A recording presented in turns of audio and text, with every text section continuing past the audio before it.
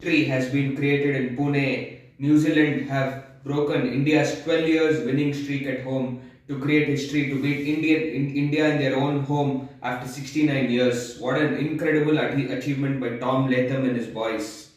They have they have outplayed the home side, and a side which looked invincible at home. They have came and conquered their own den. This is a fantastic achievement and one of I mean for me it would be New Zealand's greatest triumph at present in the history of cricket. And to start off, I think it was a good toss to win for Tom Latham. I think on this track where there is a lot on offer for the spinners, I think it was very good toss to win and bat first. And New Zealand capitalized on it. It was because the first day was the best for batting, and I think that was a very good advantage, and they capitalized on that. Especially the first two sessions, they batted really well. And the biggest reason for success is how much they have nullified Ashwin and Jadeja's impact. Let's be very honest, Ashwin and Jadeja, this duo has been one of the biggest reasons for India's success at home, and the way they have approached and nullified their impact is one of the biggest reasons why New Zealand were able to break the code against India at home. If you see, I think that there was a Sri Lanka series where they collapsed for 88 in a very defensive-minded approach. But then I think that second innings, though they lost the game, the way they batted, they understood how to approach the game on spinning wickets and how to put the spinners on their lengths, how to be positive against them. Getting to defense against them will just let them get to you. But you should not allow them to settle down with their line and lengths and show that intent to them. And that's what they did. Especially Devon Conway and Rachin Ravindra, hats off to them. The way they played against, especially the Indian spinners.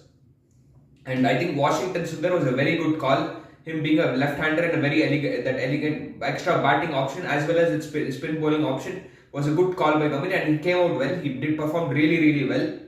I think he's definitely that youngster with the squad aging and Ashwin and Jadeja aging. I think Washington Sundar definitely easily is that next prospect to invest on for that spot, and it was a good move to get him in. And he was someone who I think the Indian spinners initially were not bowling at the right pace on that wicket. They were bowling very quick.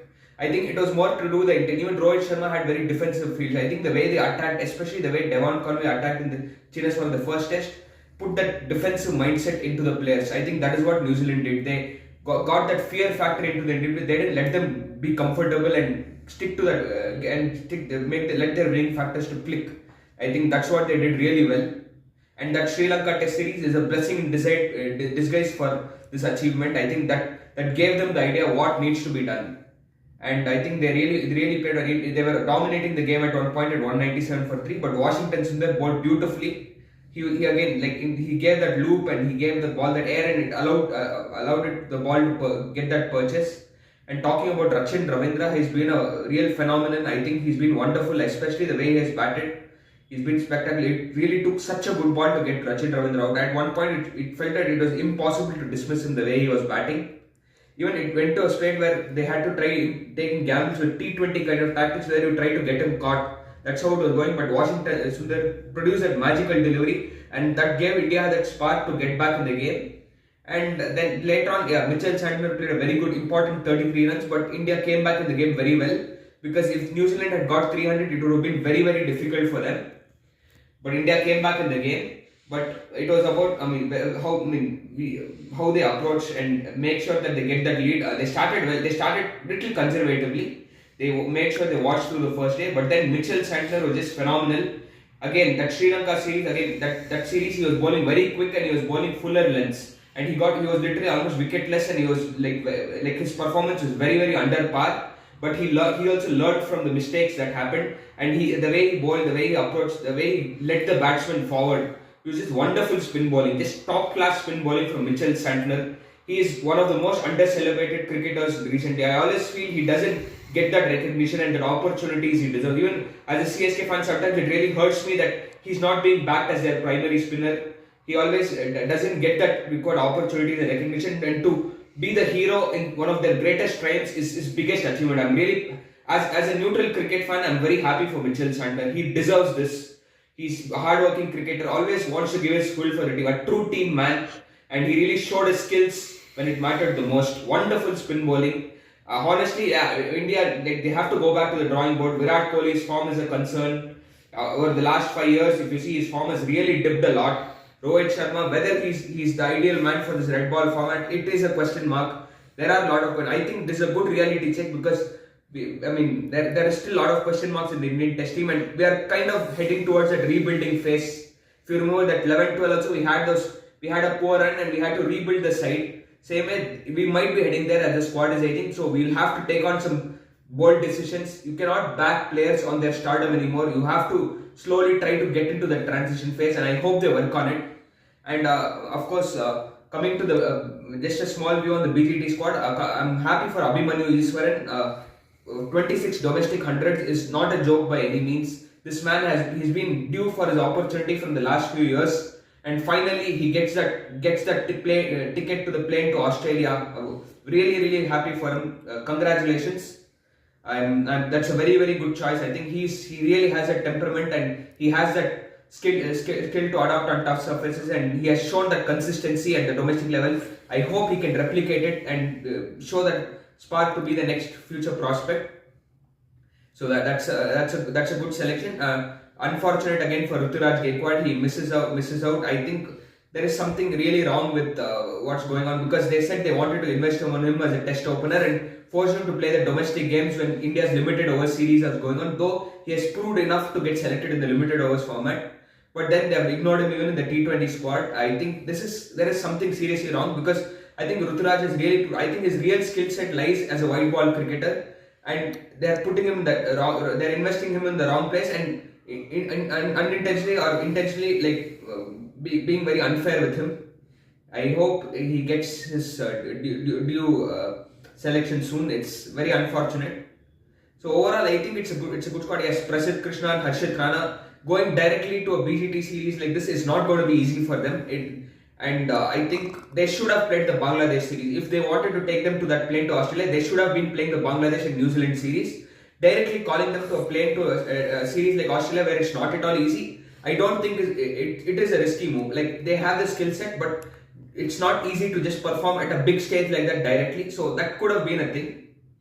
So overall, yeah, there are some positives, some negatives, but still it is going to be a tough season ahead. Even the World Test Championship looks very tough now. They have to win 4 out of 6 games. You have to win 3 games in Australia, and the Australian team are going to come very hard.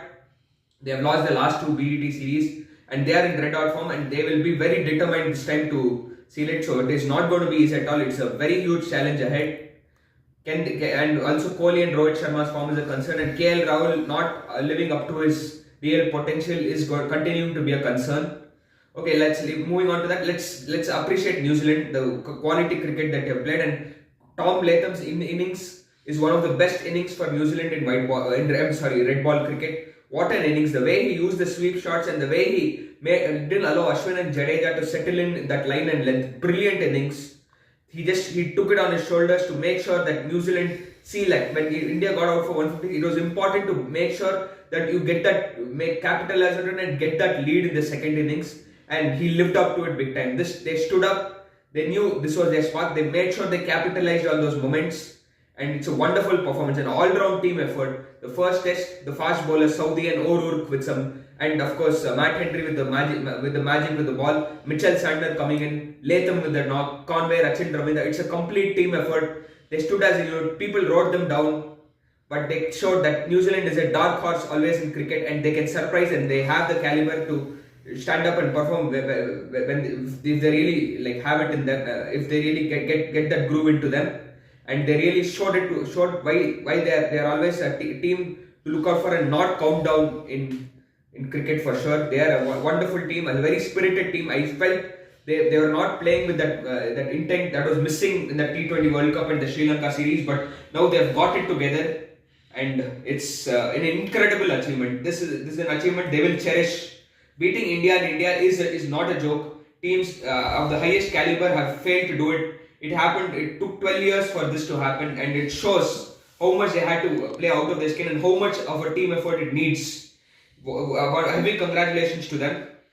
And India's concerns against spin, we have been very dominating team when it comes to playing spin bowling, but off late our game against spin hasn't been up to the mark. The Sri Lanka series we got outplayed, and now again we have got outplayed by one spinner. One bowler has come and shown his skill set as a spinner and outplayed us. So we have to go back to the drawing board. I think India need to get a batting consultant, someone like the likes of VVS Lakshman or Rahul Dravid can come back as a batting consultant, or even Sachin Tendulkar. Get those guys together. Get a good Indians batting consultant, especially against spin. I think VVS Lakshman is going on the plane for the South Africa T20 series. I don't get it. He should be on the plane to Australia, guiding these Indian batters on that tour. And why is he going and traveling in the T20 team? What is going on here? Like they need someone, an Indian, good mentor, an Indian mentor to guide them in terms of batting. And I think that is where Gambhir is missing out, and that is where some communication gap is happening. You can clearly see that there is something missing. You have to go back to the drawing board. Lots to learn. Yes, we are not. I'm not discounting India. Yes, we have lost. It doesn't make us a bad team, but we are not perfect. That's what I'm trying to say. There is a lot to work on, and Australia are coming hard at us this time. It is not going to be easy. Just thinking 2 times we won, it is not going to be that simple as people think. They will be hungry this time, and they are a team in form. They have had their best patch, so don't ever take that lightly. It is going to be a very hard series. We'll have to work 2 times harder. And one more thing we are missing. We are missing a grinder, a player like Cheteshwar Pujara who can stand there and tire the bowlers. We are filled completely with stroke makers, and we are not having that player who could stand there and show that resistance to the bowlers. Sarfraz Khan is somebody who has that caliber. He has shown it in domestic cricket, but he has to adapt to tough conditions against tough bowlers. He's new, but I feel he has a caliber. He has to show that adaptability, and I'm hoping he lives up to it. But Pujara is going to be a very big miss in the BGT, and of course Ajinkya Rahane. These two, definitely their value in red ball will be seen. It is going to be a tough ride ahead, and I don't know, Rohit Sharma's place in the test team still lies a question mark. He is definitely white ball. He is undisputedly one of the best when it comes to that intent game, and he is the opener. But still in red ball, it's still a question mark. So let's see how it goes. And I think this is the first time I've seen Bumrah being ineffective in a game. I think New Zealand really did their homework. They worked on the bowlers. They understood how to put the spinners off their lengths. And they made sure that they didn't allow the lower order to, they made sure they continued the momentum. When they got the spark in the game, they never let it go away from them. That is the best thing. When they knew they had that moment to come back in the game and take that game into their side, they made sure they capitalized on it. That is the biggest positive. And the fielding is a big difference. The amount of catches, those catches they took, those magical catches, and they really were determined and hungry, and they wanted to prove a point after a dark phase they had. Congratulations to them. And yes, the third test, we cannot take it lightly. WTC points are at stake, and it is obviously getting whitewashed at home is a thing. So New Zealand will definitely try take this as a moment, because definitely the morale will be down in the Indian team. But New Zealand have a high chance to pull off something even more magical. We saw Bangalore Test win as a magical achievement. Now they won a Test series. No, who knows? They might even end up. So you never know. But in India have to come back hard. They have to go back to the drawing board, work on their game. And they need to work with the senior players. Need to come up and guide the team on how to adapt to tough conditions. With the transitioning phase happening, they have to do the homework of balancing the senior players and the upcoming talents. That has to be done. So a lot of things to be done. But still, the Indian team is still capable, and they have always shown that when they are on the back foot, they will come hard and fight back. So I'm hoping for a good fight back. Congratulations to New Zealand. You have played wonderful cricket. You have earned this victory completely. I'm really happy for them as a cricket fan. As I'm after India, one of the teams I really like is New Zealand, and I was really hurting me to see them play very poor cricket before this, and I'm very happy for them, genuinely happy for them. So really congratulations to them on the teamwork and the determination they showed to outplay a team at home which has looked close to unbeatable for the last 12 years. So a very good series. Let's see how the third test goes. It's still there's a lot of things up for stake. The series might be done, but it's still a lot of interesting cricket coming up, and I'm looking forward to the third test.